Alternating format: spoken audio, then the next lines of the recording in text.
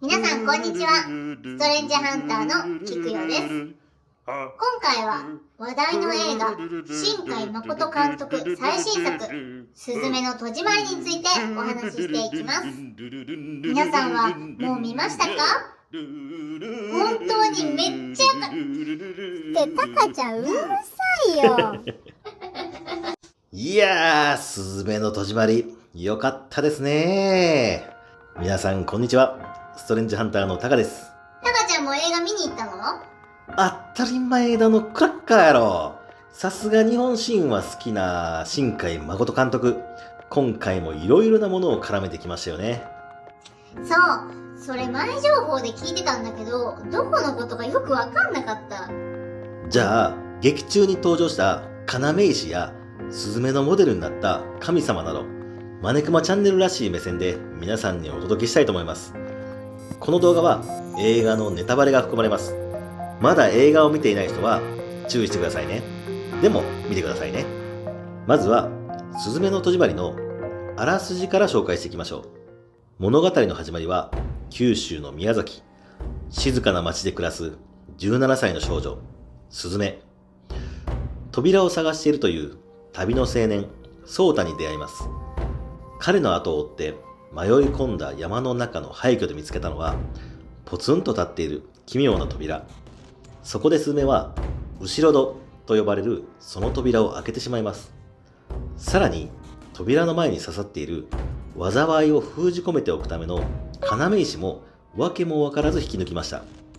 そのせいで、災いを引き起こすミミズが扉から黙々と出現し始めます。宗太が言うには、廃墟となったホテルや学校、閉園した遊園地といった人の心の消えた寂しい場所に後ろ戸は開くとのこと。後ろ戸から出てきたミミズがある一定量まで膨らむと地上に倒れてしまい、その衝撃で地震が発生するというのです。宗太はそんな扉を閉めて鍵をかける閉じ師として旅を続けています。すると二人の前に突如謎の猫大臣が現れるんです。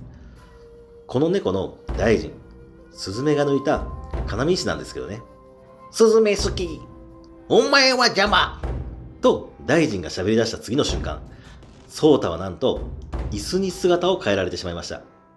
やがて日本各地で次々に開き始める扉。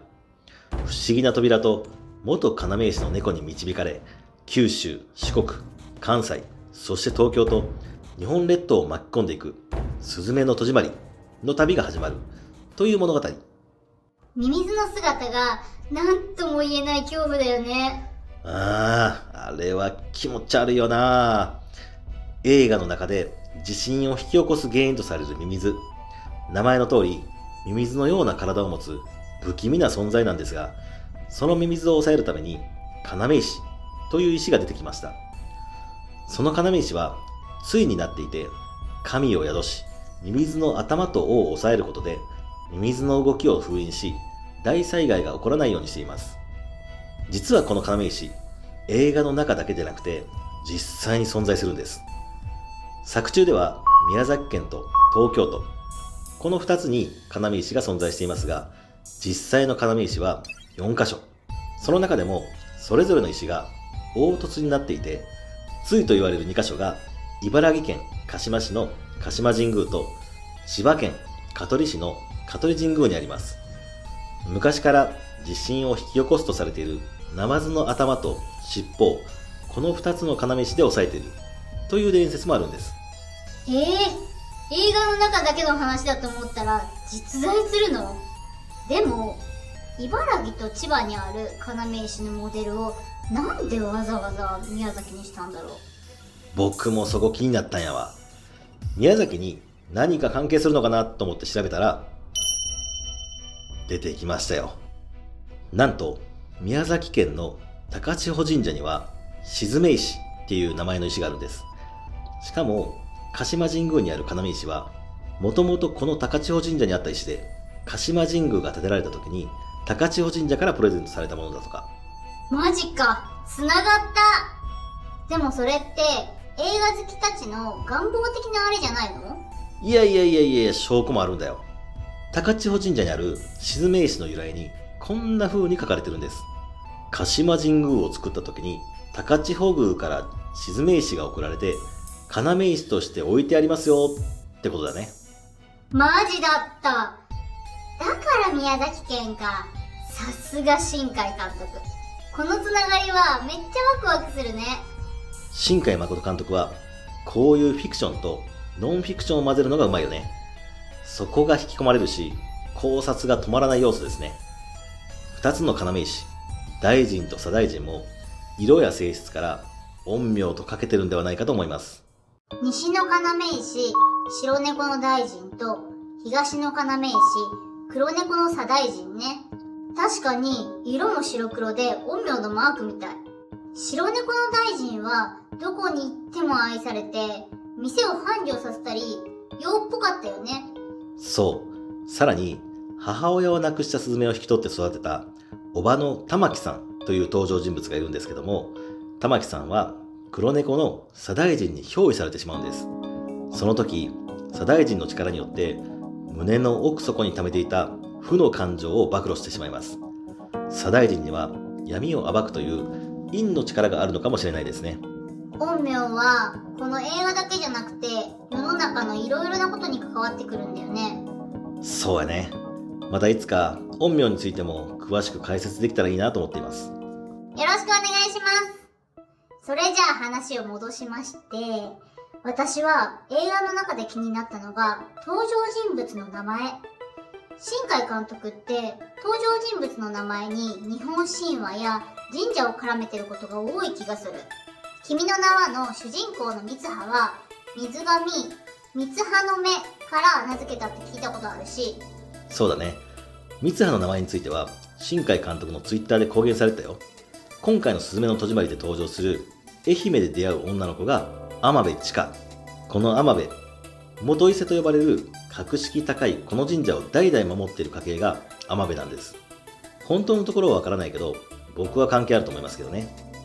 宗太の名字、宗方も宗方大社から来てるのかな。宗方大社の動画にもコメント来てたよね。そうだね。真相はわからないけど、こういう隠れミッキーみたいな演出はワクワクするね。さらに新海監督は主人公スズメの名前について雨のうずめをモデルにしていると公言しています。雨のうずめとは日本最古の踊り子と言われる神様。フルネームは岩戸すずめ。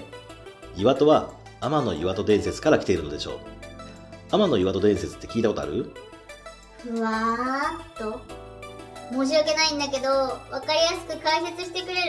いやー。頼むよ。しゃあない。よし、任せろ。神界のトップ、有名な天照大神という太陽を司る神様がいるんだけど、その神様にはスサノオという弟がいる。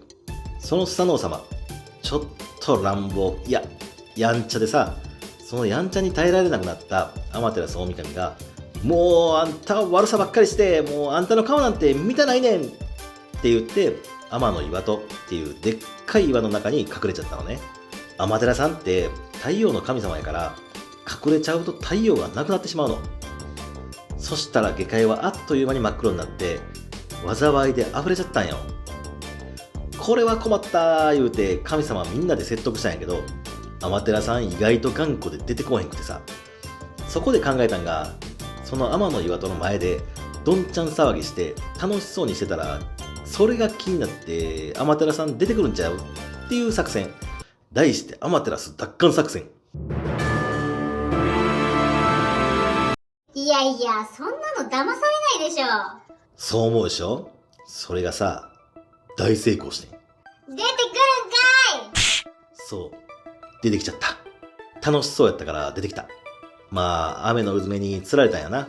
それで下界は再び太陽を取り戻したというお話。雨のうずめは何したの？その岩の前で踊ったんやで。全裸でな。